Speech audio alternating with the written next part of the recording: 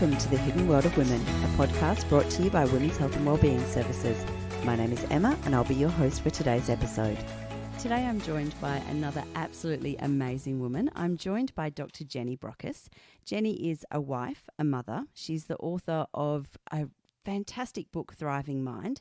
She's a keynote speaker and she's board certified as a lifestyle medicine physician, which is a bit of a mouthful. So maybe we'll start there. What is a lifestyle medicine physician? Hello, Emma. That's hello. Welcome. Thank you for joining me. Well, thank you for the curly question. Let's get that out of the way to start with, because most people have no idea what a lifestyle medicine physician is. I trained as a medical practitioner. I worked as a GP for many years here in Perth with my own practice, and was then subsequently events occurred which led me to leave general practice, and I was trying to find a way forward. What could I do? And having explored other things completely unrelated to medicine, I came back, but instead of going back into general practice, I fell in love with what I learned was called lifestyle medicine, which to me is how health should really be approached. Lifestyle medicine is all about prevention. So we start from the place of what's right with you. How can I help you to stay well? So it's a very different lens that we look at people through. And so it's about primarily prevention. It's also that if somebody develops an illness, whether that's physical, mental, or whatever, we look for ways to address that using lifestyle choices first, not ignoring medicine and everything else that goes with that. Yeah. But for example, if somebody came in to see me and had symptoms of anxiety or depression, rather than reaching for the prescription pad and me saying, oh, I think you need to take one of these, it would be, tell me about your sleep pattern. Tell me about what's going on in your life. Tell me what's, has anything else changed? Has your eating pattern changed? Are you getting any exercise? All those things that contribute to our whole being, because they have a significant impact on how well we are and how well we function. And very often, if you address those factors, if they've got a bit out of whack, you restore the person to health and well-being without having to necessarily also give them the medication. Now, if somebody comes with an infection, that's different. Yeah, no amount of cycling is going to make that infection go away. So lifestyle medicine is all about, well, let's see what we can do to keep people well in the first place. Beautiful. Now, you focus on thriving. Is yes. That so? And thriving as a whole being and a whole person? Yes. So what that means is that for me, health is about looking at an individual as a whole being. So instead of compartmentalizing people into bits of body and brain, because that's what the medical model does. We get specialists who specialize in brains or hearts or lungs or big toes or whatever. So it's just a slightly different approach. So I'm particularly passionate about mental well-being because I think it's been kept apart from the complete picture for too long. Because basically, if we address our body's needs, we automatically take care of our brain and our mind's needs. And if we're taking better care of our mental well-being, we're automatically taking better care of our bodies. So it's a win-win. Yeah, definitely. Everything gets better. Yeah. And I think the first time I heard you speak was at a Youre event. And, speaking about this, and I was there for a kind of another purpose, but found myself stopping. And it was the first time I'd ever heard somebody who was a medical doctor who actually spoke about that connection and spoke about that whole person approach to medicine. And, I was working so I couldn't cry, but otherwise I think I might have. So...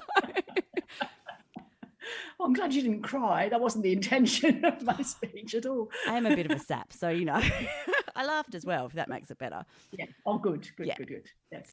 Can we take a minute and just go back and talk about what happened that made you reassess and that made you go from that busy GP to having that kind of reassessment of life and changing where your focus was? Sure. I had spent a long time building a very successful group medical practice, which I was very proud of. I had a number of associate GPs who worked alongside with me. I had a number of wonderful staff. I had the most beautiful clientele. I just loved my patients so much. However, I also came from a background where I'd always been very driven. I was very dedicated, very committed, very caring. I cared deeply about my patients and my staff. But I also did it to the exclusion of myself. So I fell foul of my own good intentions and failed to see, or chose to ignore, actually, the warning signs indicating that I'd taken on too much, I was pushing too hard, and something was going to give if I didn't step back. But because I ignored everything, I basically reached the point of collapse, whereupon it was a Friday afternoon. I'd had chronic head and neck pain for months that the local physio hadn't been able to address adequately, and I was fed up with taking painkillers. So I went off to see an osteopath who has a slightly different approach. And I was in his surgery, and he was a beautiful man, and he was looking at my neck and looking at my shoulders and telling me this story about how he'd met this doctor who had been having similar symptoms, and the basic problem turned out to be they were burnt out. And as he shared that story, I could feel myself going into that space of, I'm about to faint. I don't know if you've ever had that yourself, Emma, but it's a horrible feeling when you feel, oh, my blood pressure's down in my boots. Everything's starting to go black. And I just zonked out completely. I was out cold on the floor. And the osteopath's gone, oh God, I've killed another one. Yes. Oh dear. So having come to and found this rather concerned looking man sort of looking over me, I said, look, I was terribly embarrassed.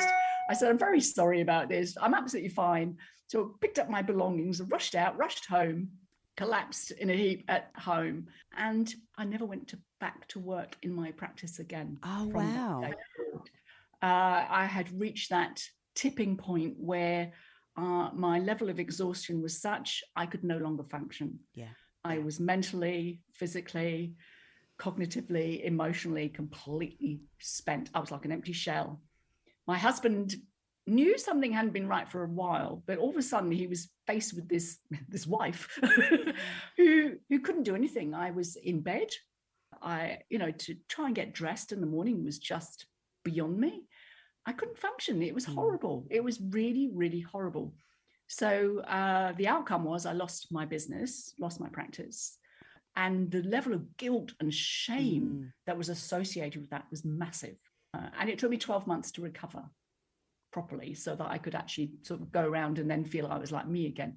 But the lessons learned were enormous. And so the 12 months actually gave me not only a gap year, as I called it, but an opportunity, like you suggest, to reassess, what had I missed? What had I chosen to ignore that could have prevented that from happening? And looking back on it now, it must have seemed so glaringly obvious to other people. And yet they obviously either didn't feel able to speak up because I was the boss, or my husband didn't understand what was going on. He just thought I was a bit stressed, so I was losing weight, and I was probably a bit sort of irritable, more irritable than usual. But he didn't get just how serious the problem had become before I went whoop and fell in a heap. So looking back now, how long, so you said it took you 12 months after that falling in a heap before you started to feel like yourself. And hindsight's an amazing thing. How long prior to you falling in that heap do you think it had been since you had felt like yourself? That's an interesting question, because I'm not sure I've got the answer. I know that the 6 months or so leading up to the collapse were probably the time that I really could have done something differently, because I had recognized that I was having panic attacks. And I managed to dissociate from them, thinking, oh, this is what a panic attack feels like. Oh, now I know, but I know it's not going to kill me, so it's all right. And I could see I was losing weight, but hey, Which one of us doesn't like to lose weight? It's okay. I shall never have to go on a diet again. And all this rationalization and stupid stuff going on in my head. Anyway, but if I'm honest, it wasn't just 6 months. It was probably a couple of years before that, where little by little, bit by bit, some of the joie de vivre, some of the passion and love for what I did was gradually being eroded. And I didn't see it at first. Yeah. It was when I realized I'd stopped caring. And I really knew I was in trouble. I think there's an analogy that I quite like, and it's the paper towel analogy. And when you use one piece of paper towel and you don't notice the roll going down, and you use another piece of paper towel and then another and another, and it takes a fair amount of using that paper towel till all of a sudden, where did the other half of the roll go? But then once you get to the second half of the roll, it goes a whole heap faster, doesn't it? Oh, it sure does. And all of a sudden that paper towel is empty, but we still had half a roll a month ago, So, yes. And it's that same kind of thing. It's the slow drip of, okay, I'm working really long hours. I know that, but I'm building a business. I'm working really long hours, but we've just taken on this new staff member or this person, so I need to put in the extra, and then I'll be able to step back. And, but I'll just get over this, and then you collapse in your osteo's office. Yes, that's right. Yeah. So the level of justification and rationalization is insane. Yeah. Because we're very good at saying, giving ourselves reasons and excuses as to why we are as we are. And especially when you are your own boss and it is your business and you want to keep it. You've invested so much to make it work and to make it successful. You feel, well, this is just what has to be done. So you keep on keeping on, even though you've gone I'm the one who needs to do it. The stop signs. Yeah, yeah. Yeah. So looking back now, what do you think some of those warning signs were that you probably should have taken notice of? So you spoke about the panic attacks and you spoke about the losing weight. Was there anything else that now you think, well, actually, going back 2 years before that, this is where I started to notice the small things and then they built up from there? I think it was partly because the workload had increased quite substantially. And while it's good to be busy, when you're feeling overstretched and always finishing late, never getting a lunch break, it wears you down after a while. And I noticed I started to feel a little bit resentful. It was like, well, how come it's always me? That song that I can't remember the name of the guy that sang it. It's not fair. What about me? I was starting to feel like Shannon Knoll. That was his name. It wasn't fair that I was always the one, because I was the boss, staying late, doing all the things that need to be done because everybody else had just shifted off home. Yeah. I think I saw something about that recently. He said, I'm paying $600,000 in wages and I'm the one who's still working till 11 o'clock at night. That's the one. Yeah. Yes. And finding it really difficult over a prolonged period of time, to attract new doctors, because even though I was working in the northern suburbs of Perth, which, let's face it, isn't huge, it was very difficult to attract doctors because I was seen as an outlier, because the northern suburbs were, more than 20 minutes drive from the CBD. And it was like, come on, guys, are you serious? But they were. Yeah. People wanted somebody, work that was on their doorstep, and I was beyond their doorstep. And so they didn't want the travel. That also contributed to the increase in workload. And the other thing was because I knew I was getting more and more tired, and, no matter going to bed early or taking a long weekend occasion, I never felt rested. Yeah. That was a big warning sign. I was never not tired. My friends said to me later, they said, Jenny, it's so nice to see you able to stay awake beyond 9 o'clock if we come out to dinner now. I feel judged right now. Collapse in the pudding, she's gone to sleep again. Okay. When you're that tired, you're not your best, and you're not thinking well. And I'm sure some of the decisions I made about myself or about the practice or about my family even probably weren't the best. Yeah. And how do you think that, it must have been a shock for you. You'd gone from still seemingly fully functional, although, looking back on it now, perhaps not so fully functional. Teetering on the edge, I would say. Yeah. And that's it. It is, just that tiny little nudge over the edge and you fall down into the giant ravine. But for your family who had seen, you know, your husband had seen his wife and your children had seen their mum still functional, and then all of a sudden she can't get out of bed and she's still in her pajamas at 3:00 and it's still the same pair of pajamas she's been wearing for 3 days now. How did they cope with that? Though that's an assumption, you know, no judgment. Yeah. It's pretty accurate, actually. My husband was fantastic. He's always been, you know, it sounds a bit of a cliche, but he's always been my rock. He's always been there for me. He's always supported me no matter what I do or don't do. Yeah. And he said, look, I can see something's horribly wrong. I don't know. I don't know what it is. I don't understand it, because he's never had those type of issues himself. He's very even tempered. He's never suffered from anxiety or depression or anything else that the rest of us seem to suffer from. So he was struggling to try to understand, but he did try to understand. And he knew that I wasn't going to get better on my own. So he was very supportive when my GP said, look, I think you need to go and see a psychologist for some counselling and stuff. And I thought, yes, I think that's a very good idea. The interesting about the kids, because my daughter was 9 and our son was 11. So at that stage, aware enough to notice that something was a bit different with mummy, but not self-absorbed enough that it didn't really probably impact them too much. What was interesting, you know, their lives carried on pretty much as usual. They went to school, they came back from school. It's just that mummy was around much more than she used to be. Yeah. Even if she wasn't dressed. Really like this burnout thing. Mum's here to play with. Even though she wasn't playing very well because she was a bit sort of, And I carried an enormous amount of guilt about that for years, particularly because of the event where it was our daughter's 9th birthday. And I hadn't been able to go to her party. I felt terrible about that. Yeah. I mean, I could still hear in my head, you know, the noises of all the kids running around playing, and my husband trying to keep control of all these girls and boys running around doing all sorts of things in the garden.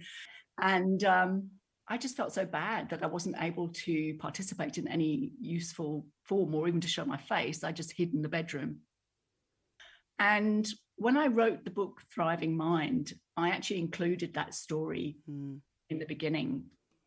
And when it was published, I said to both of our children, I said, this is something I think you need to read before other people do. Yeah. It was something we'd never talked about as a family, because the guilt and the shame and everything else I'd buried so deep, I had sort of pushed it to one side for a long time.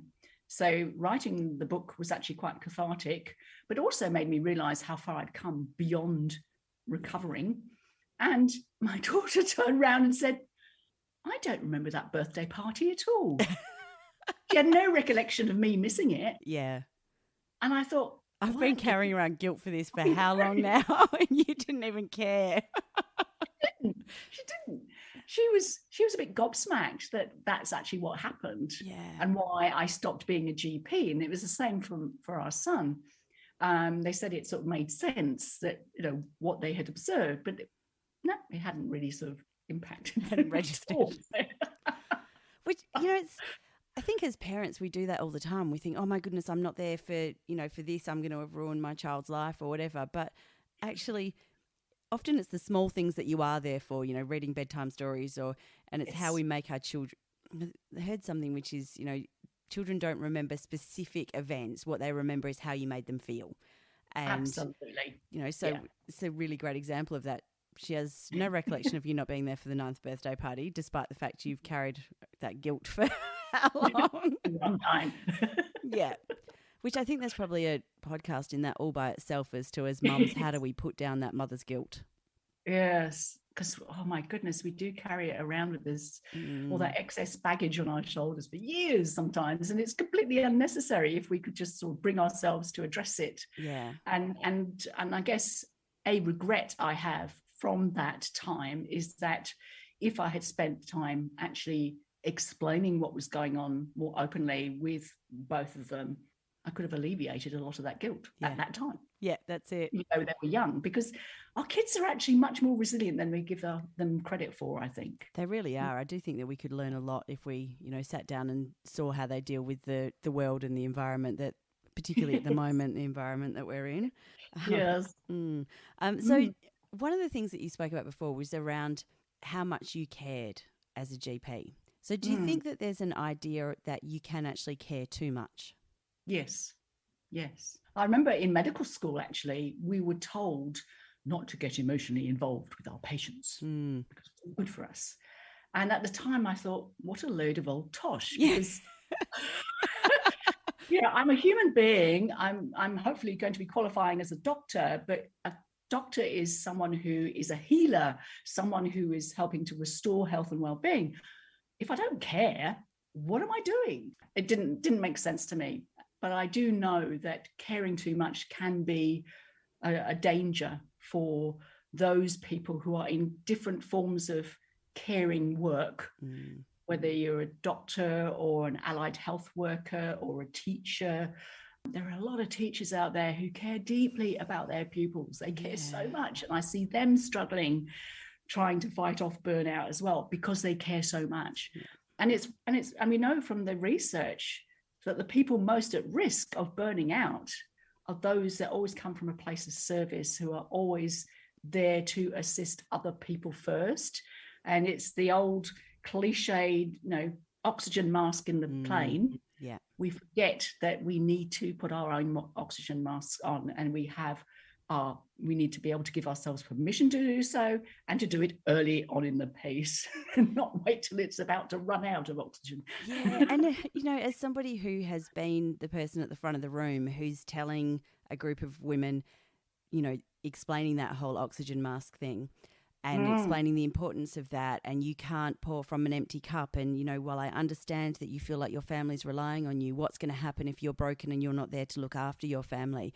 It's still really hard when you apply that to yourself and you have to put your own oxygen mask on. It is. So I think the only way to get better at avoiding burnout, and the thing is, of course, if you've had burnout once, it's like other things that can come back to haunt you again, even though you might recognize the signs a little bit earlier the second or third time around. You also might not. You might just, and you shove might not it down underneath chocolate.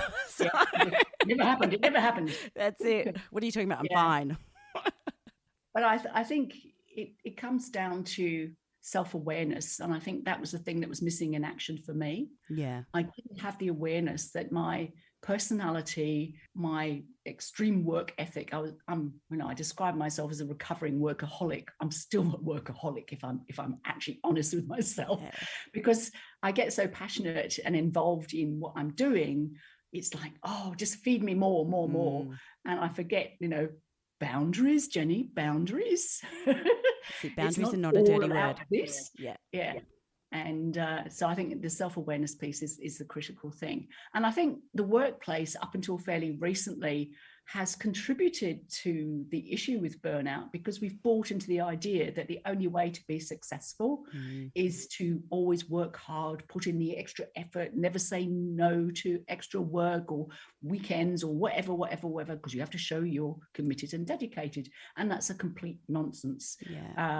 So, when people talk about the great resignation, I think it's just the awareness. I think people have woken up to the fact that life isn't just about work. We can, do our jobs, do them really well, and enjoy a full and happy life beyond work. And in fact, that is what contributes to our whole well-being. So I have learned gradually how to take weekends off and not spend, 6-7 days a week working. Why do we do these things to ourselves? It's so ridiculous. And give myself permission to do fun things, because that was the other piece that was missing in action. I was so serious about doing my work and doing it well. I forgot that having fun, catching up with friends, doing all those social activities that everybody likes, I always put as second or third place. So if work was calling, I responded to work. I'm so sorry, can't come round for dinner. We can't come out for the picnic or the bicycle ride because I've got work to do. I said that far too many times. Yeah. And it's interesting, that idea that to be successful, you have to be productive, and you've got to be productive all the time. And I think our language shows that as well. So the idea of having a side hustle. I don't want to hustle. I'd really quite like a flow. So, but this idea that you've got to be hustling all the time, is there a chance that we could maybe stop? Oh, I do wish we would stop. I can't bear hustling. And if I hear the word hustle, it actually makes my skin crawl a bit, because I'm thinking, no. This is what's been wrong in our society for so long. All this blinking hustle. Yeah. Let's stop. Yeah. I feel exactly the same. I hear side hustle and I'm like, I'm sorry, I'm just feeling triggered right now. It's my issue. I know it's my issue, but can we change the language that we're using here? Yes, change the language, and let's give ourselves permission just to stop and just to be and take pleasure in that. Yeah. I love being able to sit down in the sunshine with a cup of coffee and a book to read that isn't work related, that I'm just enjoying because I can.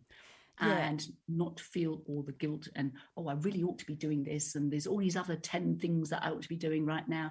No, they can wait. And that's one of the joys of Facebook Memories is that, things obviously pop up, and I quite enjoy seeing things from when my children are little and seeing things like, okay, well, the washing needs to be done and I could be doing this, but actually my child wants me to sit on the floor and play this. So the washing will wait. And it's a good reminder for myself that actually the washing will wait, or the should or the need. Are they actually a need? How much can they wait? My nanan died when I was quite young, but she did her washing every Tuesday. Tuesday was washing day. She couldn't go out until her washing was done. And she died on a Monday and her washing was still there. So you know what I mean? Like it was still there when she was dead. And so doing your washing every Tuesday didn't make a difference. So the washing can wait. And if worse comes to worse, my kids will outgrow the clothes anyway, and we'll just take up being a nudist. So looking back, actually one of the other things that you said as well is that we know that the people in caring roles and caring professions are more likely to be people who burn out. So those are more likely to be women. We know that women are more often in that caring role. Do you think it's the caring role, or do you think it's the idea? There's a quote that I'm going to get wrong. It's something like to be not like recognised half as much women need to do twice as much work. Oh, I haven't heard that one. I think my understanding is that women are more at risk because we're often in more caring roles. And although burnout is known as an occupational phenomenon, not a medical condition. All right. At the moment, we can burn out in a number of different ways. And I think as women, even though gender equality is improving, women tend to take on the majority of the household chores, whether it's the child rearing, whether it's the cooking, the cleaning, the washing, whatever. And as a consequence, with the juggling everything, we're more at risk of burning out. Men burn out as well. And it's interesting, you sometimes see announcements being made and people are resigning for personal reasons. And it's usually a euphemism for they've either burnt out or they've got a mental mood disorder such as anxiety, depression. And we know that all of those things can coexist. When I was burning out, I had very high levels of anxiety, which was associated with the panic attacks. But it wasn't the anxiety that caused me to burn out. It was the burnout factors that caused me to burn out. I just happened to have anxiety as well, compounding the problem.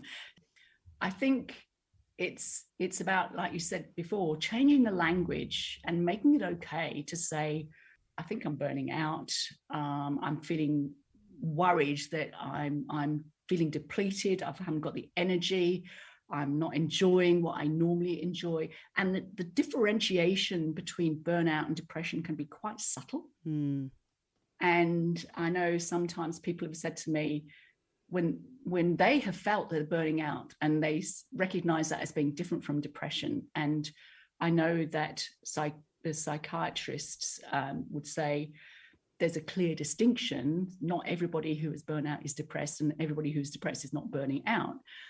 That it's important to be able to recognize that you can be burning out, and unless employers as well as employees can recognize that this is a recognized phenomenon which requires its own specific treatment and quite often takes a while to get resolved, especially if it's got to quite a severe level, is really, really important. But it frustrates me when people share that they think they're burning out, they know they're not depressed, and yet their employer keeps telling them, oh, you're just depressed. Just go to your doctor and get an antidepressant, you'll be fine. Oh, That's even that, work. I just think, oh, you're just depressed. Just depressed, you know? Just depressed? Hello? Yeah, it's not an ingrown toenail. Depression kills people. Exactly. It can do. Yeah. Yeah, it can. It can have lethal side effects. So, So the idea of just depressed and just go to the doctor and just get an antidepressant, like, are we still living in an age where we have people who think that? Unfortunately, we do. That's and so I think the way to counter that is by speaking more openly about burnout and anxiety and depression. So it becomes a normal conversation, and it needs to be held in the workplace as well as out of the workplace, so that people become used to using that language and recognize that you're human and everybody is potentially at risk. It's okay. Yes, it's more of a risk factor for those people in the caring professions, but anybody put under sufficient stress for sufficiently long can reach that point. So as an employer who has 20 staff that, you know, in my organisation who are in a caring profession, what would you suggest that if I have somebody who I can see they're clearly, you know, struggling, and to me it looks like they're at risk of burnout, if not in that process of burnout, what can I do? Well, obviously it depends on the relationship you have with that person. I think that's the first thing to be aware or conscious of, because hopefully you've got a good enough relationship where you feel comfortable to open up that conversation and maybe say, look, you don't seem quite yourself at the moment. Is everything all right? Not, I think you're burning out. Do you need time or something? No. Can you have an hour off to sort yourself out? We've got a report due this afternoon. Yeah, I'll give you the long weekend and then you'll be fine. No. Easter's coming. Can you hold out till then? Yes. We're a bit short-staffed at the moment. It's really about being willing to show that you've noticed, show that you're curious to find out if everything is all right, because you are actually caring about them as an individual, as a person, because you want them to be all right. And that showing that you care is showing that you value them as an individual. They're not just an employee. They are somebody who is, you recognize for the value that they provide in the work that they do, and you want to make sure they're all right. It's interesting how people get so scared about having these conversations. Yeah, most definitely. And it's not because you're expected to be a therapist or a doctor or a psychologist or anything like that. You're just simply showing your humanity in that you're not quite yourself. And I think that... is something going on? Is there something you want to share? And just make sure that you provide them the space to talk in. And they may not be ready, and that's okay. It's just sort of, you've noticed, you've acknowledged it. And then if they're not ready, you can pull back and then come back. If, say, a week later or whatever, you think still not entirely sure. Because sometimes people will rationalize and say, oh, no, I just had a rough night because the kids were up with earache or something like that. Yeah. But you know it's more than that. So it's just about tuning in and then keep coming back to say, I really am concerned. Is there anything I can help you with? You know, and then you can lead into saying, well, you know, how are you doing with the amount of work you've got at the moment? Is there anything that I can help you with or somebody others can help you with? Because sometimes just knowing that gives people a bit of a lift and they can move forward again. And sometimes I think when you start that conversation, the person who's on that track to potential burnout hasn't noticed it. But that opening up that conversation can be enough for them to then go home that night and go, oh, she said this. And then that can give an opportunity for their partner to go, actually, I've noticed that as well. Yes, Or indeed. time for them to just go, well, she said this, and actually, well, maybe there is some merit to some of the things that she said. So, and I also think if there are any other employers who are listening to this, for me, I always think, well, I think of my staff as people first, and I want them to thrive. I want them to be in a workplace that's supportive. I want them to be the best version of themselves. So caring and compassion comes first. From a business perspective, though, it is in my best interest for the business that my staff members don't burn out, because it costs too much to replace them and retrain them. And that's the reality, isn't it? Because we know that psychological injury, as they call it, in the workplace is hugely expensive and much more expensive than a physical injury. And we've got all this occupational health and safety in place to protect us from slips and trips and stuff like that. And we forget that a psychological injury can take anything. Well, in my case, it took 12 months. I know some people, it takes less time. It obviously varies from person to person, but an average is about 5 months. Oh, wow. And the cost of that, because you've got to cover them while they're away, is immense. And if they're not recovering or they decided to move on, then you've got to then find a replacement. You've got to train them up. And of course, then the burden falls on the remaining staff who've got to pick up the pieces. And so it's tricky for everybody. So obviously it's in everybody's interest to prevent it from happening in the first place. Definitely. You can't always stop it all the time, but I think we can go a long way to making it less likely to occur by making sure that as employers, we're checking in with our staff and asking, how are things? Is the workload manageable? I mean, nobody's going to say, oh no, you've got far too much work. But basically, if they have got too much work and their performance is slipping or their level of output is changing, something's happened, and it's either happening at work or at home. So it's just sort of keeping your ears open to try and work out what it is. Is it because they're feeling too overwhelmed, they've got too much change going on, or feeling they haven't got enough resources or support or whatever? And then just bringing about, I mean, sometimes it's just a small tweak to make a big difference and have an enormous impact on how that person feels about coming into work every day.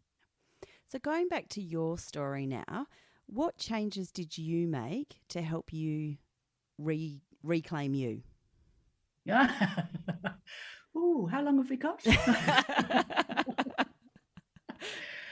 Well, I took my gap year to recover. And I realized that actually wasn't enough. So I took another gap year. I don't talk so much about that, but I actually took a further 12 months off work. Yeah. I was fortunate enough to be able to do that. Not everybody has that luxury, because I knew that I couldn't go back to where I was before. I knew I couldn't go back to general practice. I had many offers. Please come back, Jenny, please come and work for me because you're a great GP, da, da, da, da. And I thought, no, I can't do that, because I was too concerned that I'd just fall straight back into my usual way of doing things, which would possibly lead to a further bout of burnout. And I didn't want to inflict that on myself or any of my family or my patients either, because I love them dearly too. So I took time out just to explore different things, to try and get a sense of what mattered to me mostly, what I took pleasure in, what gave me joy, and to look at finding some type of work which would allow me to still feel I was being of service, but to also keep me more in control of my boundaries, because I recognized how important those were, and I let them all crumble away, working until all hours, stuff like that. So I got really good at learning to say enough. And I also invited my husband and some of my closest friends to keep me accountable. Nice. Because I know that, I can have the best intentions in the world, but when push comes to shove, I can easily fall back into those bad habits, which then put me at risk again. So if they see that, I'm under the pump again and working too many hours or doing more weekend work again, they'll say, you're not walking your talk, Jenny. I'm on it. And it's a good pullback. Yeah. So it makes you go, oh, okay, you're right. Mm-hmm. Yeah. And I think it's a really easy trap to fall back into. So I've just taken a month off work to try. I think with COVID and the threat of COVID, and we've all sort of been in fight and flight for 2 years waiting to see what's going to happen. Yeah. And so, I took a month off work, and then my first day back was 12 hours, and thought, you know what, this is not okay. You can't go straight back into the bad habits that got you there in the first place. No. So it's interesting to try and that accountability buddy can be really useful, but you need to find an accountability buddy that is going to actually hold you accountable and not help you make excuses. Yeah, that's right. That's right. But I think the best thing that came out of it was from a psychologist I saw who said, Jenny, what do you do for fun? And that was, when I had that horrible realization that I'd stopped having fun and I wasn't doing anything just for the good reason that it was there and I could do it and it was going to be enjoyable. Making the effort to go and research and then put into action those things that bring me the most joy have been probably the most important facet of my recovery. I think the importance of play is really undervalued in our society now. So we're starting to lose the value of play for children, but I think it's long gone when we look at it for adults. Yeah. And we know that play is how we make sense of our world, explore our world, and come up with new ways to do things. So in the workplace, play or a playful attitude is essential, especially in those organizations that seek to be innovative and creative in some way. So unless you've got a little bit of play there, it's not going to work so well. So interesting. It really is interesting, and I find the whole thing fascinating. If you were talking to somebody who, was perhaps heard your story and thought, okay, well, I can feel some similarities there, what would you say to them? My message would be the message that I could have shared with myself much earlier. It was to be kind to yourself. Show yourself that kindness and compassion that you're probably giving out buckets loads full to everybody else, and enjoy it for yourself too. Because when we are kind to ourselves and can show ourselves some self-compassion, it makes us realize that we're human, just like everybody else. We don't have to wear that super cape of ridiculous nonsense, being busy all the time. We're all fallible. We all stuff up. We all make mistakes. And that's normal. We've all got these jiggly bits that we don't like about ourselves. And that's normal too. And so self-acceptance and compassion is really the way forward, because it frees you up from all those shackles that we tend to put on ourselves, like the shoulda, coulda, woulda, ought to, and it just liberates you to work coming more from a heart place as well as a head place. We tend to speaking for myself, tend to overthink things and overcomplicate things as a consequence, and sometimes just letting go of all that and just sort of tapping into what does your heart tell you here about what's most important is something worth tuning into and taking note of. And that's, there's that whole thing of what's your why, and your why is very rarely to make money. So looking at that idea around that, the need to be productive, when you the making money part is, that's probably your how, but what's your actual why? And most people, their actual why is actually to have, a fulfilled life, or to be able to have the ability to connect with their family, or to travel and explore, that kind of thing. So I think sometimes it's around looking at what's the step further. Why are you doing these things that are driving you down this potentially dangerous path? And is there another way that you could possibly achieve that outcome that isn't going to end up with you in the ravine, trying to work out how on earth you dig yourself out again? I see it very much from the point of view of connection. I I feel that when we connect more deeply with ourselves, with that self-kindness and compassion piece, we are then better placed to connect more fully with the world around us and also with the community that we are part of. And I think when we get those three facets aligned, we enjoy wholehearted well-being. It's beautiful. How did you change your view of yourself from being a workaholic to an ex-workaholic? And when you were in there, did you define yourself as a workaholic at the time? No, I just thought it was normal. I just, my expectation was this was normal and I just better get on with it. Yeah. It wasn't until afterwards on reflection, I thought, that perfectionism can really get in the way of things. It was never enough. I think I came from a background.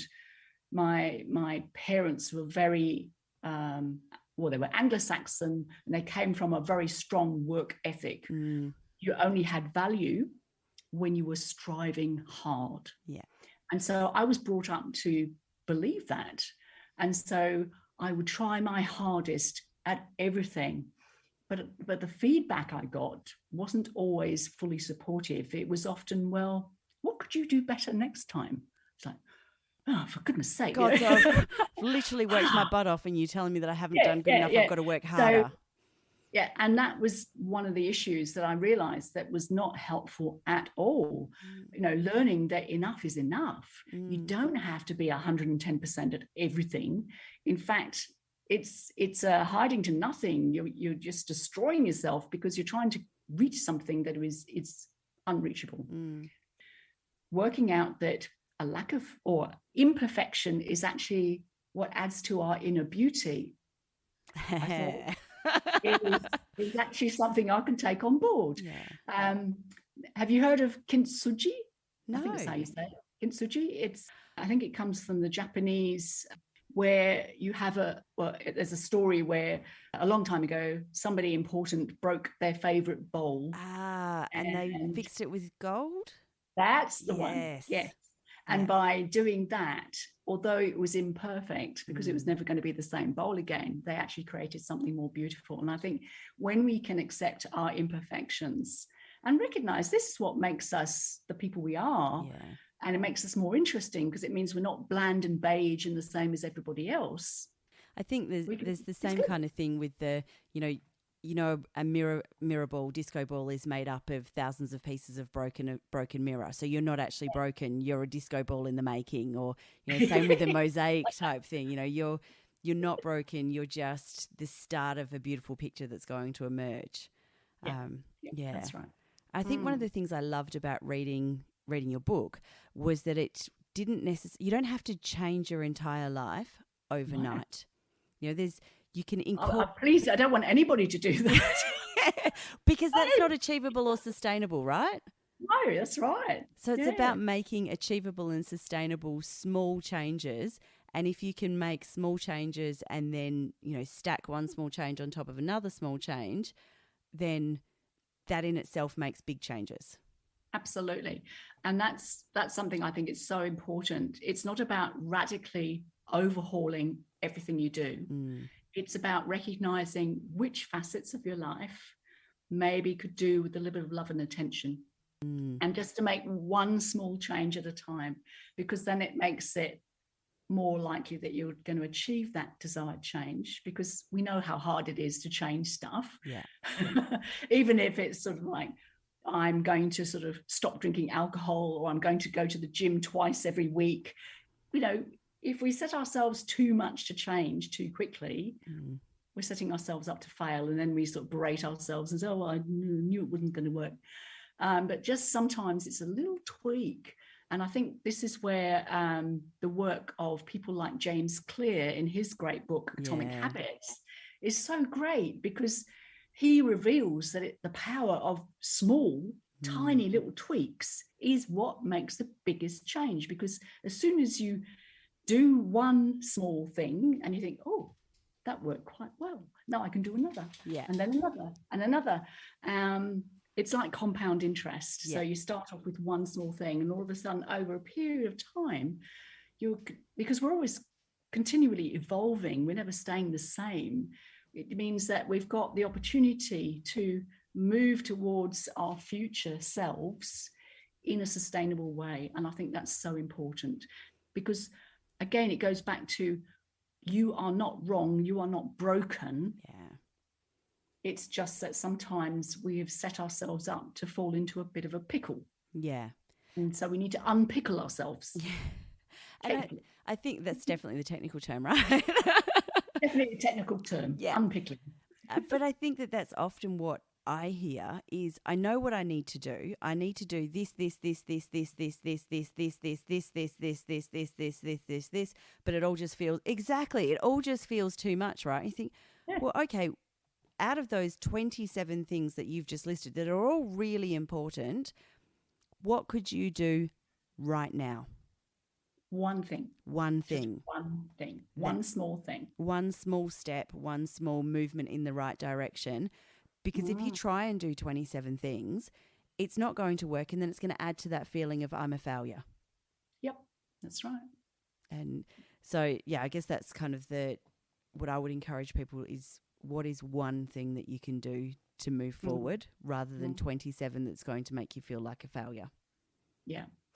And I think overall, I mean, burnout is something that it's a modern phenomenon that we need to rectify, and we can rectify it by recognizing who we are as people and understanding what's actually important, and to have those boundaries in place that keep us safe. But I think it's also about, just living life as it's meant to be lived. And we are on this planet not simply to work. I think, work has become a really important component of our lives, but it's not just the paycheck. I mean, it's good if we've got a job that makes us feel fulfilled, that we love doing, that we have great people to work alongside with, because that makes us feel great. And we know that we're making a positive difference to the universe. Wonderful. But it's only one facet of our life. And even though we spend most of our waking adult life in this place we call work, there's plenty of other time where we can spend really great time doing other things, whether it's a hobby, like painting or dancing, or spending time with your kids. It's just so important to not allow your headstone to read, "Here lies Jenny, she worked very hard." That's not what I want to be remembered for, right? Yeah, most definitely. And I think something that we see a lot with women who have recently had babies, they prior to having their first baby, often what we see now is their identity is actually their job. So hi, I'm Emma, I'm a insert job title here. and then, I'm not working anymore, so now I have no identity of my own. So I think, off the top of my head, I think it's Susan Jeffers who does the life grid, which looks at the 16 different facets of life, and it encourages people to go through that and go, okay, well, there's also, what are your hobbies? What does your family look like? What's your, the different areas. So then actually you can see that work is just one facet of your life. It's not your entire existence, your entire identity. Yeah. So why are we putting 97.5% of our energy into that one little box in that grid? It's very interesting, isn't it? Because I think many of us fall foul of that. And we do identify with our work rather than who we are as a human being. And I've certainly was very guilty of that. So when I lost my business and sort of stepped away from working in medicine for a while, I struggled with that, because who was I? If I couldn't do what I'd been trained to do, I had lost my identity. Yes, I was a mother and a partner and these other things, but because it was so out of balance, I couldn't attribute enough value to those. I'm better at it now, but it takes time. And I think it can be a real shock to the system, especially when something is taken away from you very quickly, either through redundancy or you've been sacked. or or something has happened in your life and you can no longer do what you do through injury or something like that.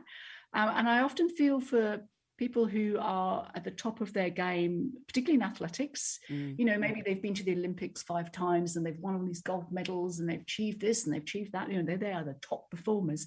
And all of a sudden, they move on and they have retired. What's their identity? And I think that's why we sometimes see them struggle. And many of them have big issues thereafter for a little while with sorting out their mental health, because all of a sudden they feel like they haven't got anything in their life anymore, and it takes them a while to work out what actually you do. But it can be a very scary journey at that time. Yeah, definitely. So you are walking your talk now. Hope so. Yeah, hope so. And you've written Thriving Mind. So how long's that been out now? It was published in August 2020. Oh, my goodness. I know, time flies. Time flies when you're living through COVID. I finished the manuscript just before COVID hit. I had to hand it in on February the 14th, 2020. And there was just a little bit of noise coming out of China about this strange, potentially dangerous virus. And I remember talking to the chief editor at Wiley, and I said, because I was alluding to, the overwork and other things that have been going on in the world, I said, do you think I should to mention something about a potential pandemic? Yeah. And said, maybe you should add a couple of lines about it. Yeah, okay. Because the messages in the book actually became even more relevant and pertinent as a result of us entering the COVID phase. So, and like you alluded to before, it's not a sort of do all these things and you will be beautiful and perfect and everything else. It's about understanding as you go through the book as what's relevant to you in this time, and maybe just then making the small adjustments to feel better about stuff. Yeah. And you also run it's an online workshop, and you do retreats as well, don't you, for people who are correct. Yes. heading in the wrong direction to try and redirect them? Yeah. So I do a mixture of things. I do some things online for the public. I do some in-house work online and in face-to-face and conferences and stuff like that. And I run some I've got an online academy. So that's an 8-week program that takes people through the different aspects of what it takes to fully thrive. And I run monthly masterclasses on different topics to do with that as well. And yes, I love running retreats. I'm not sure I'm going to hold one this year. It might be next year. Yeah. And you also have a podcast. I do. It's called Thriving with Sarah and Jenny. I've got this wonderful friend who lives in the UK. We met a couple of years ago in Copenhagen. And we've stayed friends. You know how you sometimes meet people and you just click? Yeah. And even though you don't see each other very often, well, we certainly haven't seen each other for a few years now, you always get on well and you always pick up the conversation where you last left off. And we had a chat and we both found ourselves saying the same thing. We both intended to set up a podcast, but neither of us had actually done it successfully. So we said, why don't we do it together? So we did. And yeah, we're in our 2nd year already. Can't believe it. Honestly, time is just a weird thing at the moment, isn't it? Like it is. One day seems to last about 6 weeks and 2 years has gone in the blink of an eye. It's like being back having a newborn, isn't it? Yes, it is. Thank you so much for all of your time and sharing so openly and freely about everything that you've been through and, the highs and lows of it all. Is there anything else that you would like to add before we finish off for the day? I think if anybody's listening and they're either worried about themselves or they're worried about some other person, just to do something about it. It's very easy just to sort of push it to one side and be better tomorrow or next week or whatever.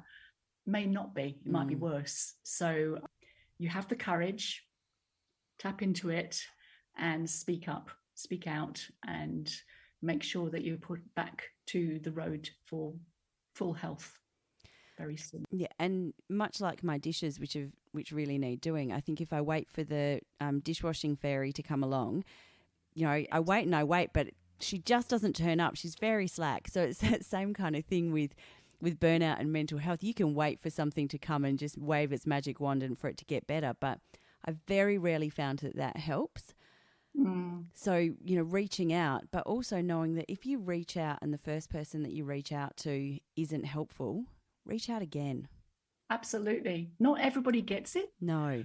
And that doesn't mean they're a bad person or anything like that. They just don't get it. So it just means that you haven't found the right person to speak with yet. And that's okay, because you've hopefully got other people in your life that you can speak to. Yeah. And they will be more than willing and more than supportive to help you, get better. Yeah. And, if you have a GP that you go to and you find that they're dismissive, there's other GPs at the practice. There's other practices. Yeah, you've got family, you've got friends, you've got colleagues. There's psychologists. There's a plethora of different people who you can go to, and it's really hard when you finally get the courage to reach out for help and find that a door gets slammed in your face. But I would encourage people to knock on another door. Yeah. The first psychologist I actually went to after I burned out wasn't the right person for me. I sat there in tears using the entire contents of her tissue box. And I just knew from how the conversation was, I thought, no, this is not the person who's going to help me to recover. Yeah. So I thanked her sincerely for her time, and then went on to find a different person, and that person was just fantastic. So yes, don't be scared if the first person isn't quite the right fit. It's so important to have somebody that you can relate to, who you feel is really listening, really taking things on board, and gets where you're coming from. And I think that, if you put on a pair of shoes and you get blisters, you don't throw the shoes away and decide you're never going to wear shoes ever again. So sometimes it's about going, oh, this feels a little bit uncomfortable. Can I get through this? Is this okay? And sometimes it's about going, these shoes are 3.5 sizes too small. Shoes in general isn't the problem. It's this particular pair. I need to find another pair of shoes. So same with your psychologist. Sometimes you go and you sit down and you just think, what is this person sitting across from me? This is not going to work. There's no connection here, or, that's okay. It's okay to say this relationship isn't going to work. I need to find another psychologist. Yeah, that's right. That's right. Perfect. Anything else that I know we've been all over the place today, but no, I think that's it's been a wonderful conversation, Emma. Thank you so much for inviting me onto your podcast. My only parting message would be, let's be kinder to each other, and let's really care for each other. And let's be kind to ourselves. And kind to ourselves, yeah. Absolutely. I think, remember, would you say these things to a friend? Would you say these things to an enemy? If you wouldn't say these things to an enemy, or you wouldn't say these things to a friend, maybe we need to look at how we're talking to ourselves. Yeah, exactly. Beautiful. Thank you so much for everything that you've brought today. I really appreciate it, and I've really enjoyed talking with you. Likewise. Thank you so much, Emma. Thank you.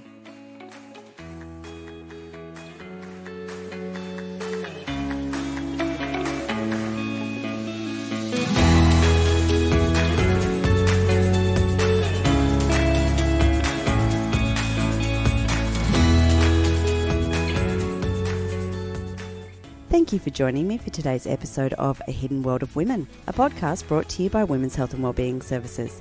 For more information on the services we offer, head to whws.org.au or Women's Health and Wellbeing Services on YouTube and social media. Looking forward to the next episode where we uncover the hidden world of women.